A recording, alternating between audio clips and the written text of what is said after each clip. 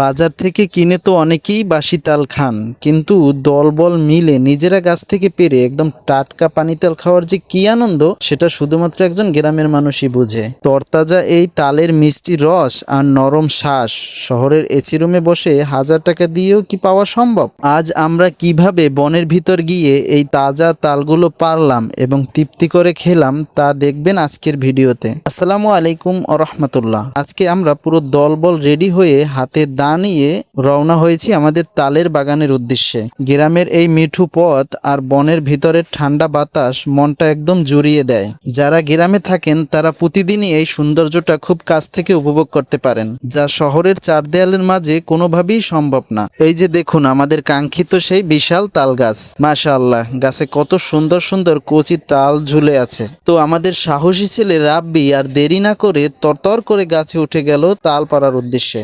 উপর থেকে যখন ধারালো দা দিয়ে তালের ছড়া কাটা হলো এবং তা নিচে এসে পড়লো, তখন যে কি উত্তেজনা কাজ করছিল তা আপনাদের বলে বোঝাতে পারবো না। এবার আসল কাজের পালা। কচি তাল হাতে নিতেই মনটা খুশিতে ভরে গেল। আমরা সবাই মিলে গোল হয়ে বসে গেলাম তাল কাটার জন্য। দা দিয়ে যখন তালের চোখটা কাটা হলো, ভিতর থেকে একদম স্বচ্ছ মিষ্টি পানি এবং নরম শ্বাস বের হয়ে আসলো। উফ, একটা কামড় দিতেই যেন কলিজাটা পুরো ঠান্ডা হয়ে গেল।